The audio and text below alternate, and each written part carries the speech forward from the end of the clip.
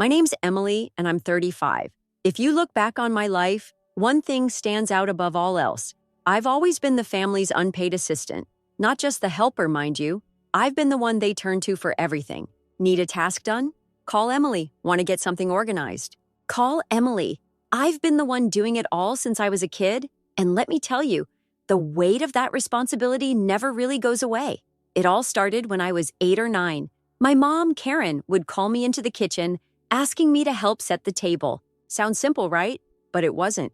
Setting the table meant making sure the plates were perfectly aligned, the forks were placed at the exact right angle, and the napkins had to be folded into these fancy shapes that she'd seen in a magazine. If I didn't get it exactly right, she'd sigh and fix it herself. "You'll get it eventually," she'd say, like I was being trained to be some sort of Michelin star waiter. Looking back, I realize now that this was just the start of a long history of me being expected to do things that no one else in the family was willing to take on. Then there was my older brother, Alex. He's 3 years older than me, and for all his talk of big ideas and dreams, he was never roped into the kind of work I had to do. It's like he had a built-in immunity to responsibility. When he was 15, he had a science fair project, and guess who got stuck making the volcano for him? Me. I was 12 at the time. My mom didn't bat an eye when Alex sat there complaining that the volcano's lava didn't flow the way he wanted. She just smiled and said, "Well, at least Emily helped you get it done."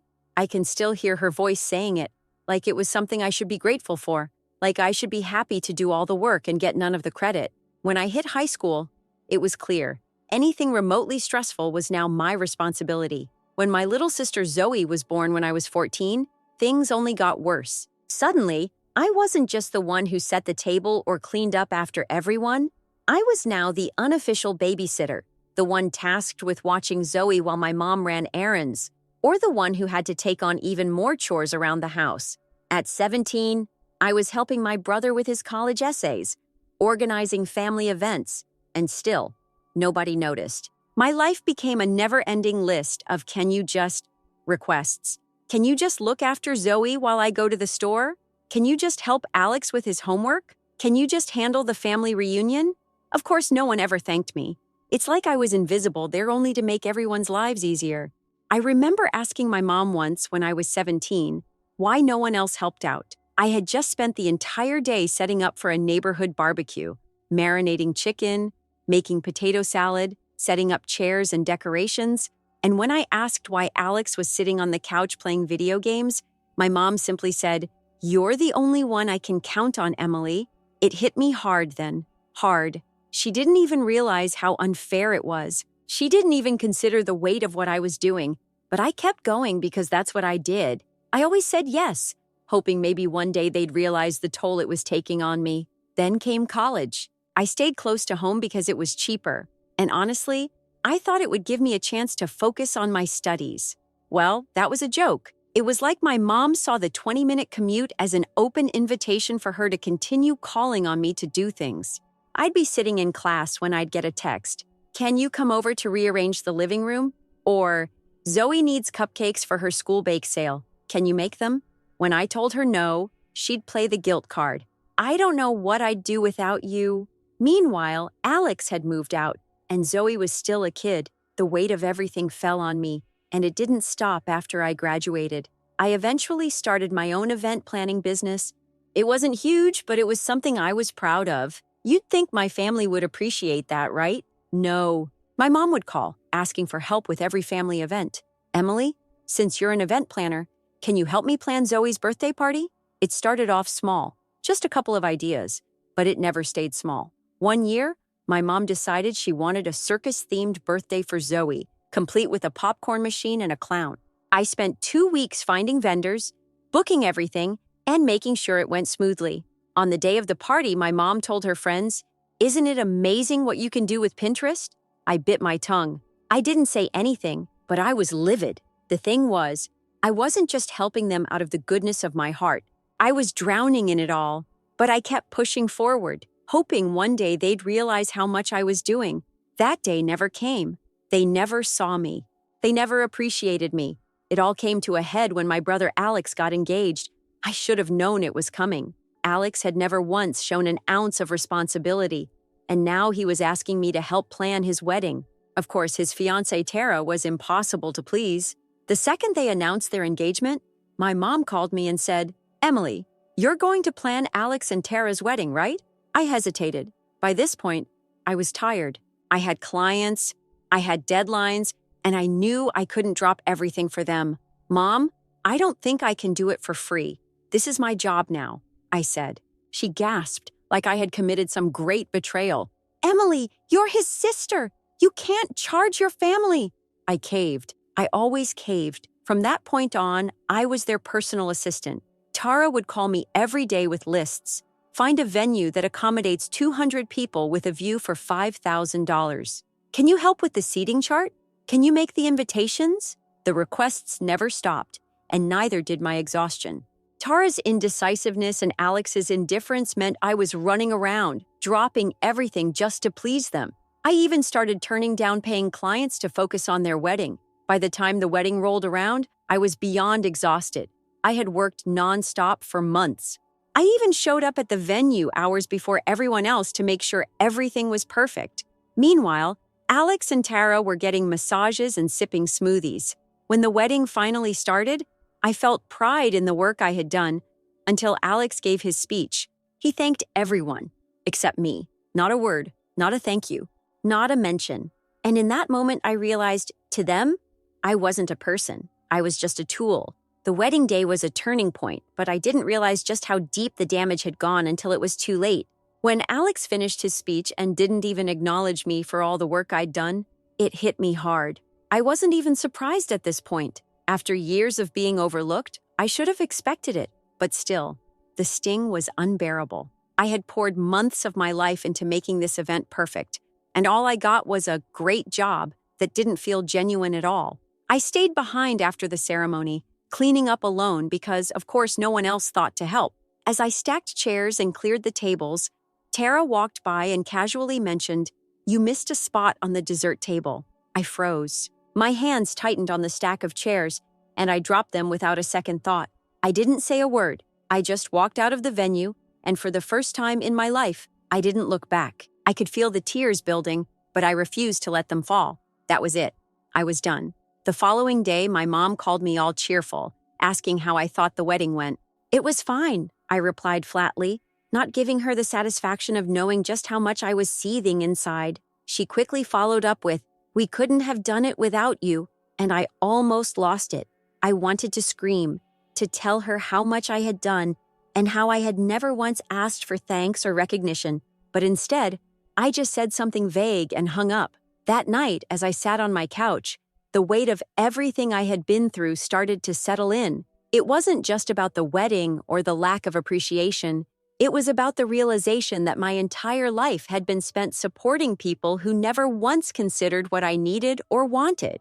I had always been the one to make things happen for everyone else, but when it came time for me to need something, I was invisible. I had spent so many years working myself into the ground, doing everything for everyone in my family, hoping that one day they'd realize how much I was giving up for them. But nothing ever changed. My mom always had her reasons, and Alex always had his excuses.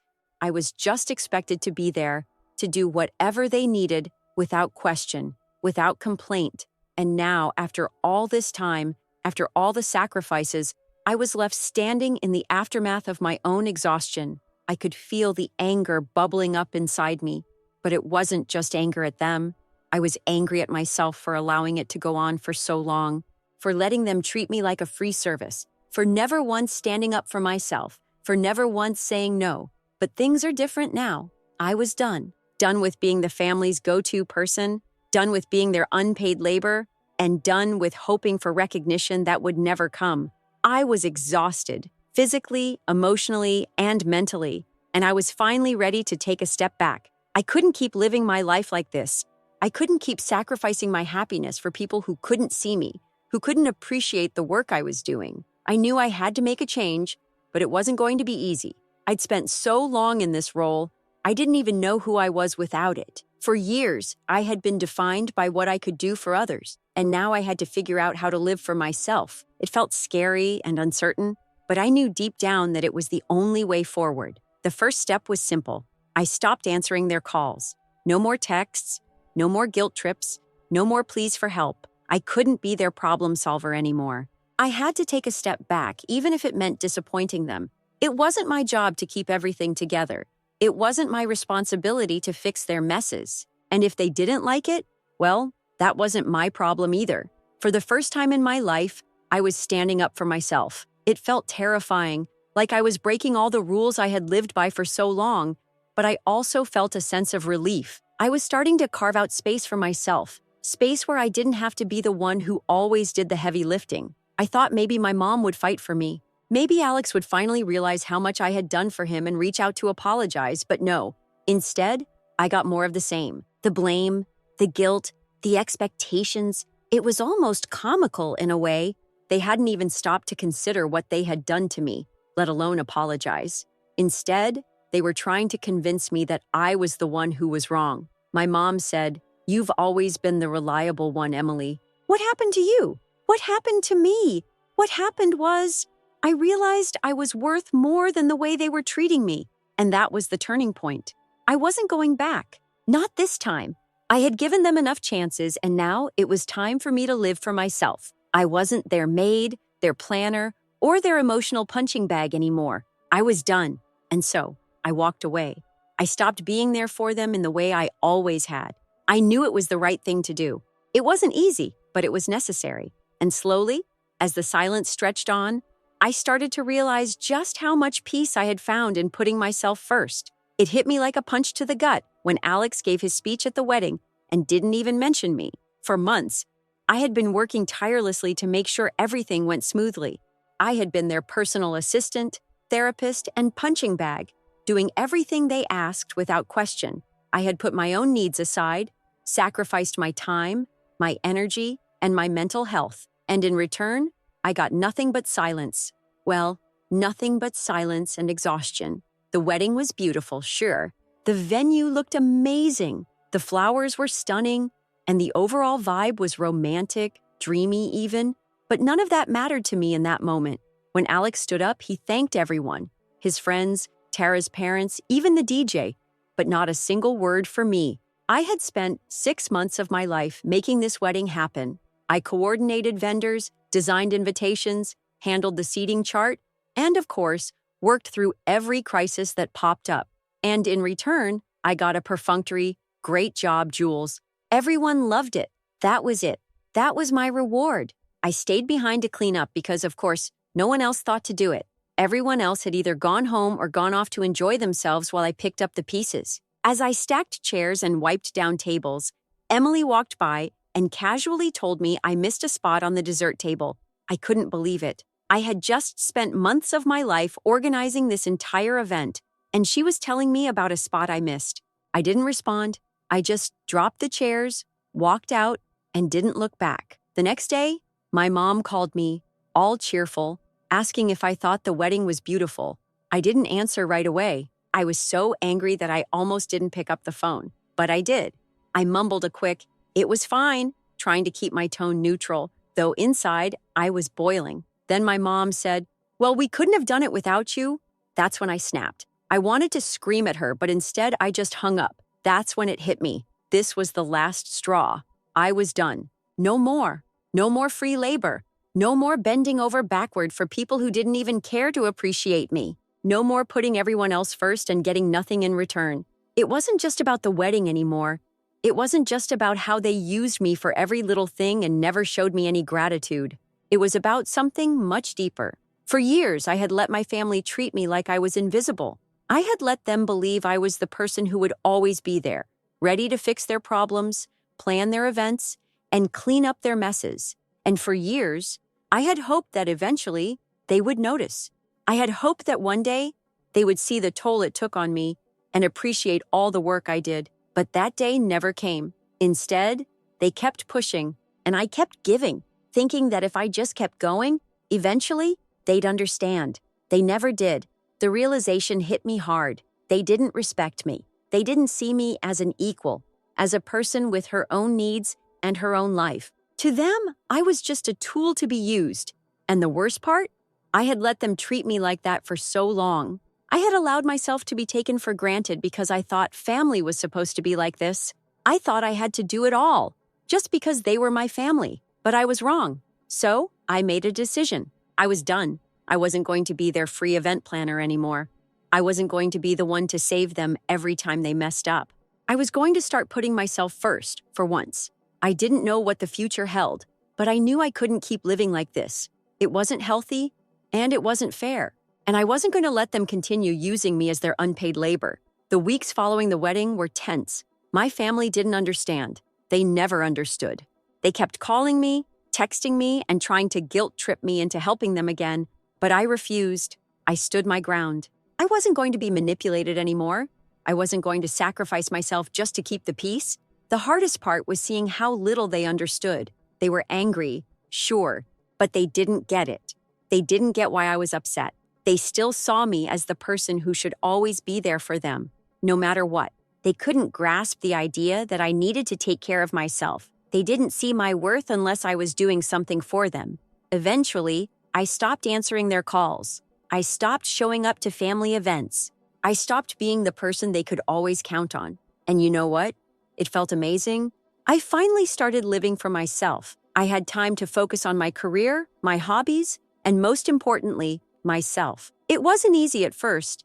There were moments when I missed the idea of family, when I thought about the good times we used to have, but then I reminded myself it wasn't the family I had anymore. That family had used me, taken advantage of me, and never given anything back. So, I cut ties, and I started to build a life that was mine, a life where I was valued and appreciated, a life where I wasn't just the helper, and for the first time in years, I felt free. The months following the wedding debacle were a strange mix of relief and frustration. I had made my point with my family, or so I thought. I was tired of being the family's doormat, expected to drop everything for them, and never receiving the appreciation I deserved. Yet, I wasn't quite ready to completely sever ties with them.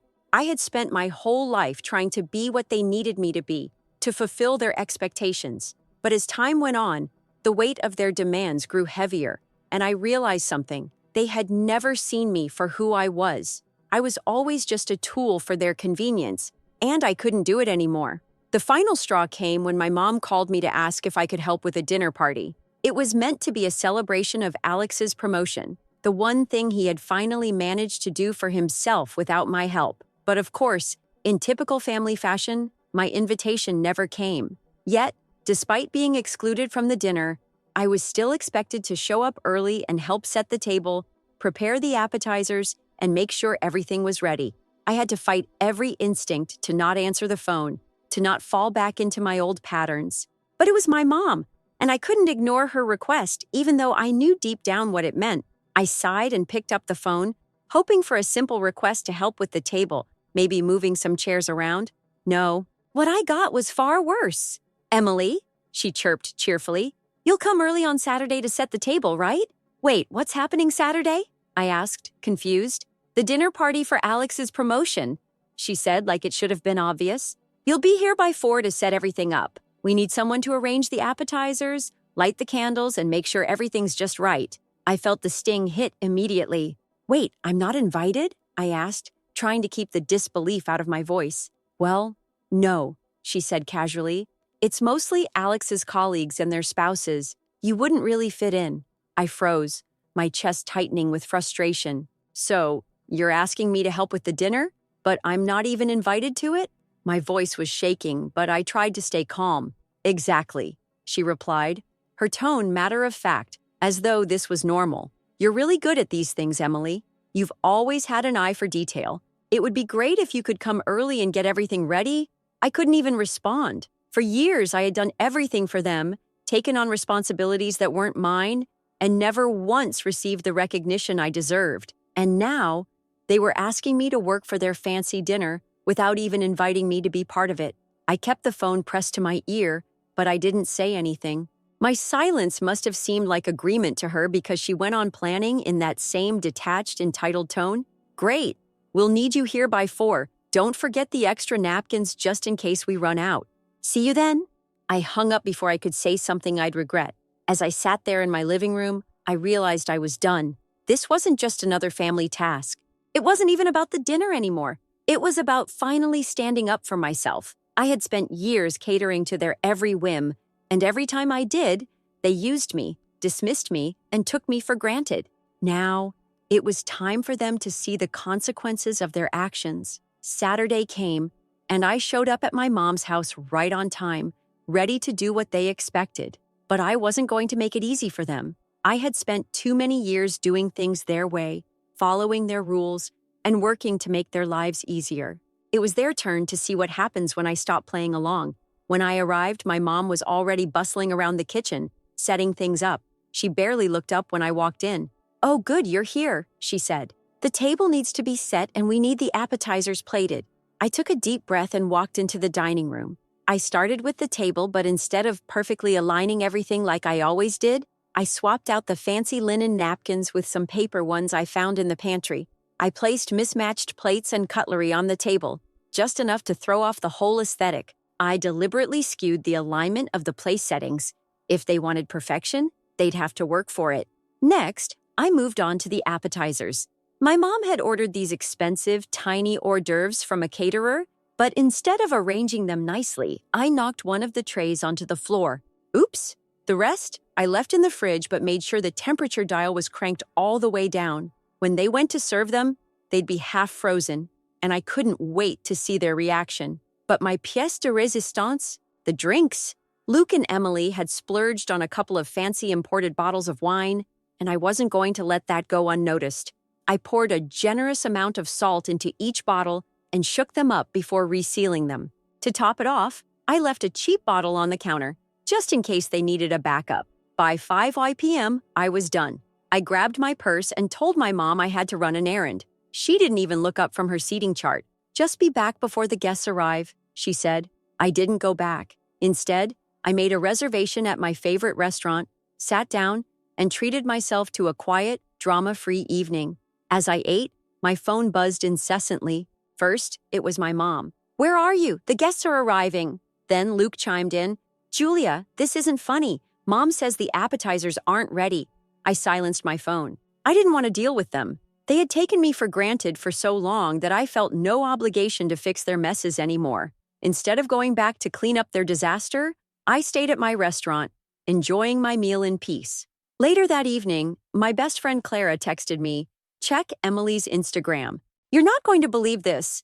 She included a bunch of laughing emojis, and I knew something had gone terribly wrong. I opened Instagram and saw the photos Emily had posted. The dinner party was a disaster. The table was a chaotic mess of mismatched plates, crooked napkins, and unlit candles.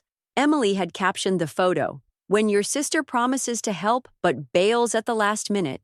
I couldn't help but laugh. After all the years I had spent making their events perfect, now they were finally getting a taste of what it was like without me holding it all together.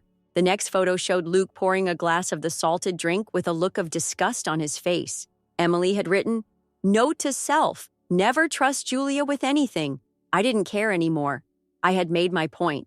They had spent years using me, and now they were finally seeing the results of their own neglect. I wasn't going to fix their problems anymore. I was done. I wish I could say that once I stepped away, everything magically fell into place. But that's not how it works. The fallout from finally standing up for myself wasn't quick, and it wasn't pretty. In fact, it was downright ugly. I thought I would feel relief, and I did at first. But soon after, the weight of what I had done started to settle in. I had closed a chapter of my life that had been written for me, one that I hadn't chosen, and now I was staring at a blank page. I wasn't sure what came next, but I was sure of one thing. I wasn't going back. The first few weeks were quiet. I didn't hear from anyone. It was almost like I was invisible to them, like my absence didn't even register.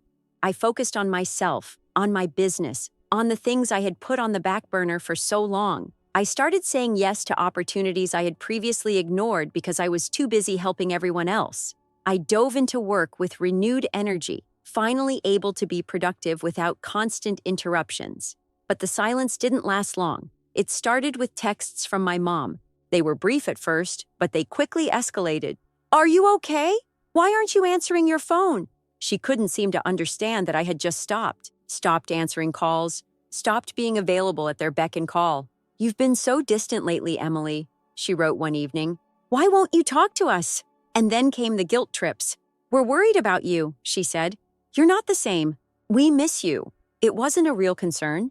It was desperation. It was her way of trying to reel me back in like she always had. I could see right through it. They missed having someone to do everything for them. They missed me being their go-to person. But they didn't miss me, the real me. They missed what I could do for them. As the weeks wore on, the messages didn't stop. They were relentless, almost like a cycle of passive-aggressive texts from my mom, alternating between guilt, disappointment, and, inevitably, blame. It was clear they thought I was the problem. "You're just being selfish," my mom said one night. "Family is about being there for each other, no matter what." No matter what? I had heard that line so many times before, but this time it hit differently, because for the first time, I had chosen to not be there, and it felt good. It felt right. It wasn't selfish. It was self-care. But I knew that wasn't something they'd ever understand. Then came Alex, my brother. I didn't expect anything less. He texted me, ranting about how disappointing I was. "How could you just leave like that?" he demanded. "You're abandoning the family when we need you the most. What kind of sister does that?" That question haunted me for days. What kind of sister does that? The kind of sister who's finally had enough. The kind who isn't going to take being walked all over any longer. The kind who's done with constantly putting her family's needs above her own. I didn't respond to him. I couldn't. He was never the one to take on any responsibility. He was the golden child, the one who never had to lift a finger. He was the one who got away with everything because mom and dad let him. So, of course, he didn't understand. Why would he? He was always shielded from the reality that I had to live, but then it got worse. Rachel, my younger sister, who was the final straw, the one who always knew just how to manipulate my emotions, the one who never asked for help, but expected it nonetheless. She called me one afternoon, and her voice was sweet, almost too sweet. I could hear the fake concern in it before she even said a word. "Emily, we've been trying to get in touch with you. You've been so distant. We're really worried. You don't even care about us anymore." I almost laughed. "You don't care about me." Rachel had never cared about anyone but herself. I had spent years supporting her, helping her with her school projects and organizing her events, and I never once got a thank you. But now, she was pretending like she was the one hurt by my absence. The nerve, it didn't stop there. She sent a flurry of texts, all along the same lines. "You can't just cut us off like this. You're family. Don't you care about how this is affecting us?" I couldn't help myself. I finally snapped. I sent her a message, blunt and honest, telling her exactly how I felt. "If you think I'm the problem, you're wrong. I'm done being the person who fixes everything for everyone. I'm done." I thought that would be the end of it, but it wasn't. The silence came again, but this time, it felt different. My family didn't call or text anymore. Instead, I heard things through the grapevine. It wasn't direct. They didn't confront me. They just let their anger simmer and spread behind my back. I heard from Clara, my best friend, that Rachel was telling everyone I had abandoned the family. My mom was making it sound like I had just walked away without a word, that I was the selfish one. And Alex? He told people that I was difficult to deal with and that no one could ever make me happy. I couldn't believe what I was hearing. After everything I had done for them, they were blaming me for not doing more, for not being their emotional punching bag anymore. But here's the thing. I didn't care. Not anymore. They could spin their narratives, tell their stories, but I knew the truth. I had given them everything I had, and now I was done. I didn't need to be the hero. I didn't need to fix everything for them. I didn't need to be their go-to person anymore. And I didn't need their approval. For the first time, I felt like I had control over my life. I wasn't going to let their expectations or their guilt drag me down anymore. They could say whatever they wanted. Let them call me selfish. Let them blame me for their problems. I was done being their unpaid servant. The days after were hard, I won't lie. It felt lonely, but it was also freeing. I could focus on myself for the first time. I could live without the constant demands, the constant guilt. I could finally take care of myself, and that, more than anything, made it worth it. I stopped looking back. The past, with all its expectations and obligations, was over. The months that followed my decision to distance myself from my family felt like a weight had been lifted. For the first time in years, I wasn't constantly stressed, worried about fixing everyone's problems. or managing their expectations. I focused on my business, took time for myself, and even started doing things I had put off for far too long, like taking yoga classes and planning a solo trip to Italy. One day, out of the blue, I got a text from Rachel. It was short, casual, and almost too convenient. "Hey, Julia, hope you're doing okay. I miss you." I stared at the screen for a long time. After everything, this felt fake. I had spent so many years being the one to fix everything for her, and now she was reaching out like nothing had happened. I knew better than to believe it. Her message quickly turned into something more. "Mom's 60th birthday is coming up, and we're throwing a surprise party. I was hoping you could help plan it." It felt like a slap in the face. After everything, after I had spent years sacrificing my own time, energy, and mental health for her, for Luke, and for Mom, they only reached out when they wanted something. I knew right then that I wasn't going to fall into the same trap. I texted back, "I'm too busy." Rachel didn't respond, and I didn't feel guilty. I didn't even miss the family drama. The party came and went, and I felt nothing. No regret, no longing to be there. It was like a chapter of my life that had finally ended, and I was okay with it. A few weeks later, Rachel reached out again, trying to guilt-trip me about missing the party. I didn't reply. For the first time, I was putting myself first, and I wasn't going back. The boundaries I had set were mine to keep, and I wasn't about to let them manipulate me again. I had finally freed myself from the toxic expectations, and for the first time in years, I was living life on my terms.